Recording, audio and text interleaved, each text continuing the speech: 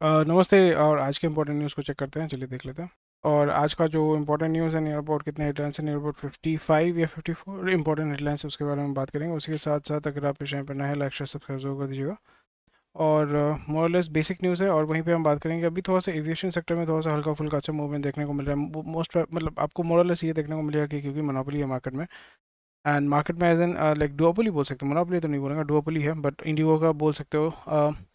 Near about 50 to 56% market share है, तो वो मोनोपोली आपका कर रहा है। अभी इंटरनेशनल फ्लाइट्स भी वो चला रहा है, साउथ ईस्ट एशिया में एक्सपैंड कर रहा है।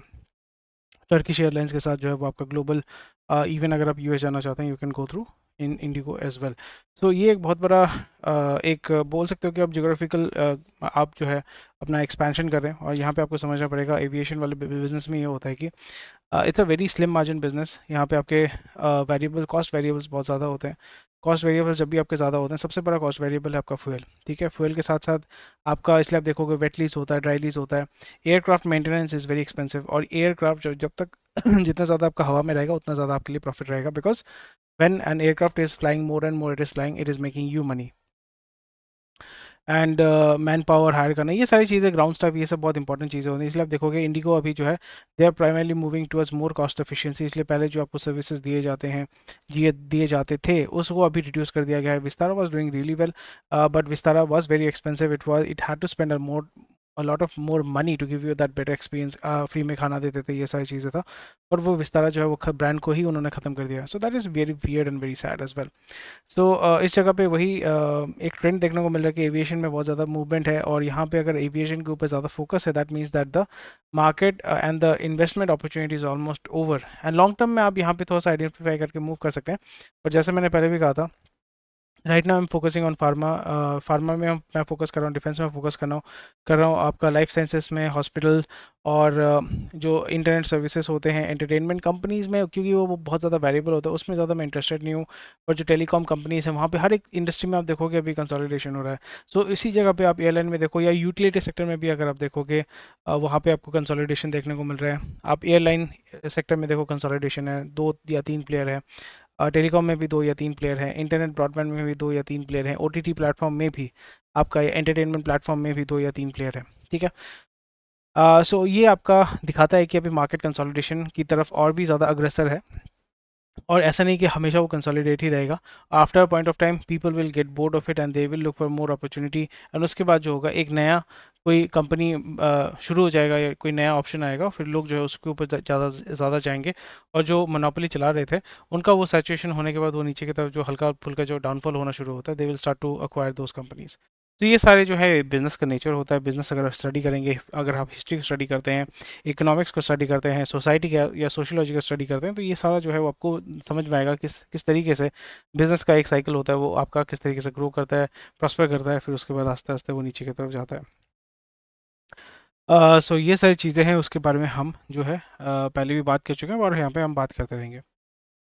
The Ministry of Statistics will release age-wise NEET, not in employment, education and training data in the upcoming periodic labor force survey, offering granular insight into India's youth unemployment and skills gap.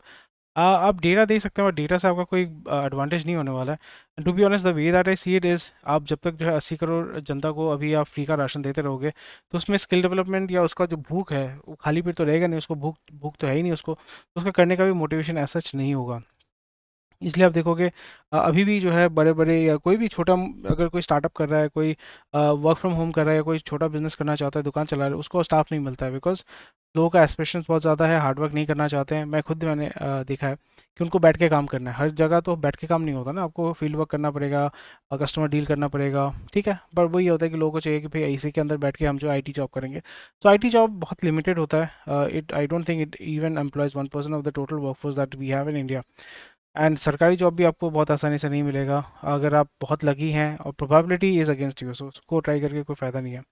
मतलब वही हो जाता है। सो मोरलेस यहाँ पे एक अच्छा चीज़ है कि आप उसको ग्रैनुलर तरीके से आप सेग्रेगेट करके देंगे, but I don't think that will give much of a benefit. But ये हमें पता चलेगा कि किस सेक्टर में, किस जगह पे कौन सा जेंडर जो है आपका बहुत ज़्यादा अनएम्प्लॉयमेंट है, वहाँ पे फोकस गवर्नमेंट डेफिनेटली करेगा। वो लॉन्ग टर्म प्लानिंग के माध्यम से, 5 ईयर प्लान जो होता है या 10 ईयर प्लान के माध्यम से उसको इम्प्रूव करने की कोशिश करेंगी, फंडिंग करेगी, अपॉर्चुनिटी देंगी। But government can do so much, उससे ज़्यादा लोगों को खुद करना पड़ेगा। India seeks measures to tackle trade distortion. कर सकते हैं बट उसका लेवरेज आपके पास तो है ही नहीं। तो इसमें ये आप देख सकते हो, आपको फ्री ट्रेड एग्रीमेंट के माध्यम से ऑस्ट्रेलिया, यूके और ईयू, इनके साथ जो है नॉन यूएस एंटिटी जितने भी सारे हैं उनके साथ आपको फ्री ट्रेड एग्रीमेंट करके ही जो है एक्सपोर्ट को बढ़ावा देना पड़ेगा। स्पेशली आपको मैन्युफैक्चरिंग में ज़्यादा देना पड़ेगा जहाँ पे आप लेबर एक्सपोर्ट करते हैं, because we have a lot of we are over populated country. ठीक है, तो यहाँ पे अगर आप पॉपुलेशन ट्रांसफ़र कर सकते हैं, जैसे इसराइल में जो है लेबर आप भेज रहे हैं, और आपका यूएई का 75% of the population is not non resident.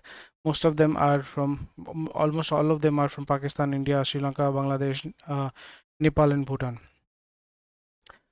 सो ये सारी चीज़ें जो हैं, हम यहाँ पे गुड्स अगर उस तरीके से एक्सपोर्ट करें तो गुड्स में आपका मैन्युफैक्चर गुड्स में हो जाता है फार्मा, टेक्सटाइल्स, ग्रॉसरी, चावल, बासमती चावल इंडिया से आपका एक्सपोर्ट होता है, टी आपका एक्सपोर्ट होता है।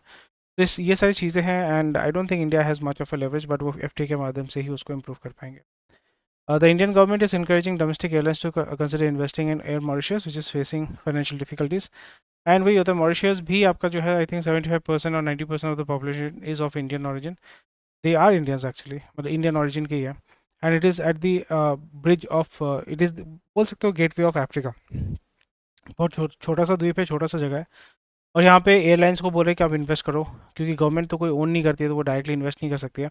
बट वहाँ पे एसओपी देके या सॉप्स देके, एसओपी नहीं सॉप्स देके, या कुछ बेनिफिट देके या टैक्स ब्रेक देके यहाँ पे वो उसको डेफिनेटली, एक तो है कि आपका बोल सकते हो कि लेवरेज होता है, जोग्राफिकल लेवरेज होता है, और फिर आप मॉरिशस के माध्यम से पूरे अफ्रीका को जो है एक्सेस कर पाएंगे। Africa is a very big market in terms of exploiting Africa, because जो गोरे लोग हैं Belgian, Africa has been enslaved by all the गोरा कंट्रीज।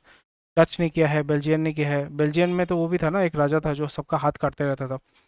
सो फिर फ्रांस है, फ्रांस ने भी बहुत कॉलोनाइज़ किया था, डच ने कॉलोनाइज़ किया था। इसलिए आप साउथ अफ्रीका में देखोगे ना, वैंडेर जो क्रिकेट प्लेयर्स इंडिया में आके खेलते हैं ना, वैंडेर या वैंडेर वॉल्स जो भी है, डच हेरिटेज के होते हैं, तो वो वहीं पे रह गए थे। एंड ये सारी चीज़ें हैं। और ब्रिटिश ने तो आपको नाइजीरिया नाइजीरिया फिर ये सारे जो कंट्रीज़ हैं उनको डोमिनेट किया था, उनको अभी भी एक्सप्लॉइट कर रहे हैं। ब्लड डायमंड आपने डेफिनेटली सुना होगा, वो आप मूवी देख सकते हो, लियोनार्डो डी कैप्रियो है उसमें, तो वो मूवी भी देख सकते हो, तो आपको पता चलेगा किस तरीके से आप जो है रॉ मटेरियल जो है या मिनरल्स जो है वहाँ पे बहुत अच्छे तरीके से आप एक्सप्लॉइट कर सकते हैं। एंड क्योंकि वहाँ पे हमेशा सिविल वॉर चलता रहता है, तो जैसे वैगनर ग्रुप बहुत एक्टिव है वहाँ पे, सो आप कोई भी जो एग्जिस्टिंग गवर्नमेंट है, या गवर्नमेंट तो नहीं बोलूँगा, जो एग्जिस्टिंग जो रेजीम है उसको आप सपोर्ट करके वहाँ से रॉ मटेरियल एक्सट्रैक्ट करके आप अपना काम कर सकते हो। और अफ्रीका में एक्चुअली बहुत ऑयल है, नाइजीरिया में ऑयल है। स्लोली एंड ग्रेजुअली आपको जो है वो जगह कैप्चर करना पड़ेगा। और अफ्रीका में बहुत सारे इंडियंस है, उगांडा का, आई थिंक उगांडा का सबसे रिचेस्ट पर्सन जो है वो आपका इंडियन ऑरिजिन का है। उगांडा का रिचेस्ट पर्सन देख लो आप, उगांडा का रिचेस्ट पर्सन कौन है? सुधीर रूपारेलिया, मतलब गुजराती है। तो वही होता है, आपको देख के लगेगा कि भाई गुजराती है, his net worth is $1.2 billion. नहीं, ही इज़ अब उगांडन, ठीक है। एंड तंजानिया का भी देखोगे, लिस्ट ऑफ उगांडन्स बाय नेटवर्थ, फिर आपका अगर मैं देखूं फॉर एग्जांपल तंजानिया, तंजानिया में भी देखो मोहम्मद देवजी, ठीक है, ये भी इंडियन ओरिजिन का ही है, पाकिस्तानी है, ठीक है। और फिर वही आपको यही देखने को मिलेगा। नाइजीरिया का तो डेफिनेटली मतलब थोड़ा अश्वेत है नाइजीरिया वाला जो बंदा है। एंड अगर दूसरा कंट्री जो फ्रैंकोफाइल कंट्रीज़ है वहाँ पे आपका इंडियन उतने ज़्यादा नहीं है। जैसे माली अगर हम चेक करते हैं, मानसा मूसा, मानसा मूसा तो पहले आपका एक रूलर था, he was very very rich, बोलते हैं कि he was the world's richest man. And Mansa Musa अभी तो obviously he is gone. And Nigeria, कोई भी अगर दूसरा आप कंट्री अगर चेक करते हो, केन्या, केन्या अगर हम चेक करते हैं, केन्या में भी आपको देखने को मिलेगा रिचेस्ट केन्यन इज देखो, भीमजी दीपा शाह मतलब गुजराती, मनोज चंदारिया गुजराती, नौशद मिराली गुजराती, अतुल शाह गुजराती, जसविंदर सिंह बेदी तो पंजाबी, ठीक है। सो ये आपको पता होना चाहिए, यू शुड नो। एंड ऐसा नहीं कि सॉफ्टवेयर बिजनेसेस करते हैं, नहीं, सॉफ्टवेयर बिजनेस नहीं, ये बेसिकली आपका स्टील का, रॉ मटेरियल का, फिर माइनिंग का, ये सारे बिजनेसेस वो करते हैं, ठीक है। ये सारे वो बिजनेसेस वो करते हैं। फिर उसके बाद बैंकिंग सेक्टर में जो है, banking sector and they are almost every one is connected with और टू अमेरिका, ठीक है। He was born in Mombasa Kenya in 1931, so near about 90 years old. Garments manufacturing, soap manufacturing conglomerate है, and यही है Vimal Shah companies chief executive officer. He was born in Kenya.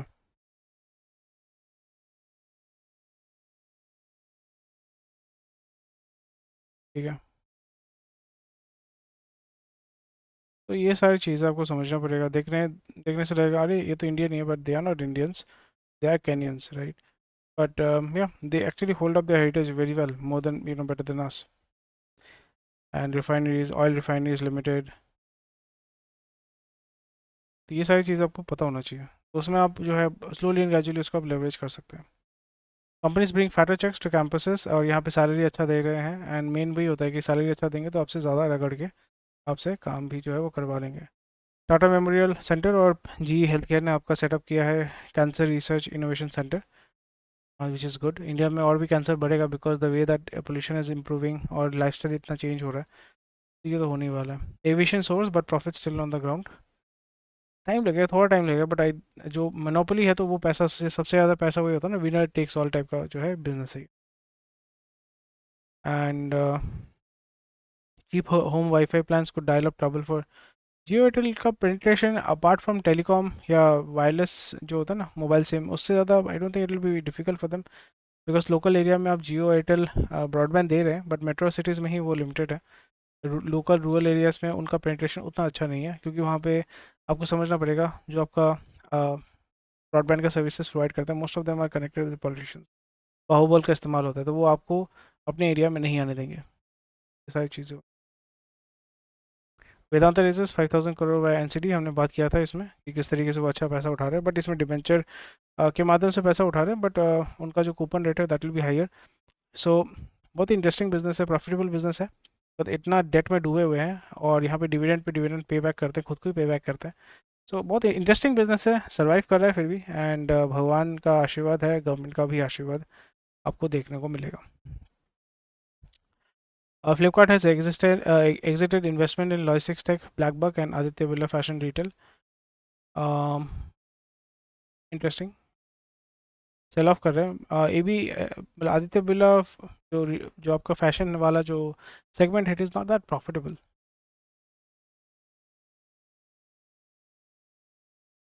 और एक मतलब interesting है कि आप डंपिंग ड्यूटी के लिए आप बोल रहे हो कि डंपिंग चाइनीज़ जो है वो आपका डंपिंग करेगा, जब डंपिंग करेगा तो करने दो ना, अच्छा है ना, मार्केट में आपका फ्री मार्केट है। बट ये बहुत ख़राब चीज़ होता है, स्टील इंडस्ट्री आप कम्पीट करना चाहते हो ग्लोबली, बट आप डंपिंग के डर में जो है आप गवर्नमेंट को बोलते हो कि डंपिंग ड्यूटी लगाओ। Very poor, very poor. अगर सस्ता माल मिलेगा तो लोगों का कंजम्पशन भी तो बढ़ेगा ना। अडानी एयरपोर्ट जो है $750 मिलियन उन्होंने एक्सटर्नल कमर्शियल बोरिंग के माध्यम से उठाया है, और ये बोल सकते हो कि आपके फॉरेन लोन्स हैं, बाहर गोरे से ये पैसा उठा रहे हैं। अडानी का एक्सेस, भाई बोल रहा हूँ ना, कैपिटल मार्केट का एक्सेस बहुत बढ़िया है, इनका कनेक्शन बहुत तगड़ा है, और ये पैसा उठाएंगे। और चला भी का जो अभी आस्ते आस्ते जो है ये लोग क्या कर रहे हैं, ग्राउंड अप कर रहे हैं। यानी वो आपका एयरपोर्ट को परचेज़ करेंगे, उसका ऑपरेशंस को ऑपरेट करेंगे, मतलब परचेज़ करेंगे, उसको रन करेंगे आस्ते आस्ते, पूरा जो वर्टिकली इंटीग्रेट जिसको बोलते हैं ना वो पूरा करेंगे। उसके बाद आपको बेनिफिट्स देंगे, जैसे आपका जियो दे रहा है ऑल ओवर आपको एयरपोर्ट के माध्यम से ही, क्योंकि जिसके पास पैसा है ना, मिडिल क्लास वाला बंदा, अपर मिडिल क्लास वाला बंदा, वो एयरपोर्ट में ही जाएगा, वो रेलवे में नहीं जाएगा, रेलवे स्टेशन में नहीं जाएगा। तो अगर आप रेलवे एयरपोर्ट में जाते हो तो वहाँ पे लाउंज ये सारी चीज़ों का एक्सेस अगर आप दे पाते हैं, वन स्टॉप सोल्यूशन अगर प्रोवाइड कर पाते हो टू योर कस्टमर्स, तो डेफिनेटली इट इज़ बेनिफिशियल। तो लॉन्ग टर्म में वो लॉन्ग टर्म सोच रहा है कि 15-20 साल के अंदर जो है, जो एयरलाइंस मतलब रेलवे से ज़्यादा एयरलाइंस में लोग जाएंगे, मतलब in terms of the people, मतलब एसी कोच जो होता है ना, उससे ज़्यादा लोग जो आपको एयरलाइंस में जाएंगे वो आपको देखने को मिले। एंड बहुत इंटरेस्टिंग हो, and will be much much easier for people to accept as well. Classic legends plan to double its motorcycle sales. बहुत डिफिकल्ट है, क्योंकि एसडी वाला जो ब्रांड है ना वो इसके अंदर आता है, और एसडी का एक्चुअली सेल्स अच्छा भी करेंगे ना, सर्विस बहुत ख़राब है। बिकॉज महिंद्रा पहले भी आपका टू व्हीलर मार्केट में आया था, मोजो था, एक बहुत अच्छा बाइक था, ट्विन एग्जॉस्ट था, अच्छा बाइक था, वो चला नहीं मार्केट में, मार्केटिंग उन्होंने अच्छे से किया नहीं। और जावा को लेके आए हैं, वो भी समहाउ सस्टेन कर रहा है, कुछ लोग खरीद रहे हैं for the heritage, but apart from that I don't see any value addition, and the quality of the product is not up to the mark compare to even Royal Enfield as well. तो उस जगह पे इसका sales increase करना, improve करना, amplify करना थोड़ा सा फार फेच लगता है। आदित्य बिरला ग्रुप जो है वो आपका अक्वायर करेगा chemical manufacturing facility in Georgia from Cargill Inc. अच्छा, बहुत अच्छी बात। जुबिलेंट जो आपका HCCB का ख़रीदना चाहता है, हिंदुस्तान कोका कोला बॉटलिंग का जो है, उसके लिए पैसा उठा रहे, थोड़ा सा खुद फंडिंग करेंगे, बाकी NCD के माध्यम से पैसा उठा रहे, डेट के माध्यम से पैसा। तो पैसा तो मिल ही जाएगा। ग्रुप्स है ना, इनका कनेक्शंस बहुत अच्छा होता है। कार्लाइल ने अपना जो स्टेक है वो बेच दिया है इन्हीं में। Tatkal train ticket booking to require ई हज़ार, एक्चुअली अच्छा चीज़ है, बट फिर भी आप इसका ब्लैक मार्केट की मार्केटिंग कम नहीं कर सकते। इंडिया इतना पॉपुलेशन है, आप इसको कम। That's it. बस यही था आज का जो इंपॉर्टेंट न्यूज़ था, मैंने आपको कवर कर दिया। Thank you for watching this. और कोई भी क्वेश्चन कोई कमेंट सेक्शन में मुझे बता दीजिएगा। और स्वस्थ रहिए, मस्त रहिए, मिलते हैं आपके साथ कल।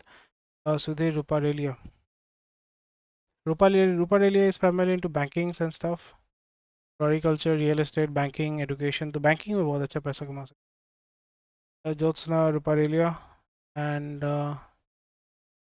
सो मोस्ट ऑफ ये ज़्यादातर लोग जो होता है ना, उनका डुअल सिटीजनशिप होता है। प्रीटी मच श्योर इनका भी जो है ब्रिटिश सिटीजनशिप आपका रहेगा।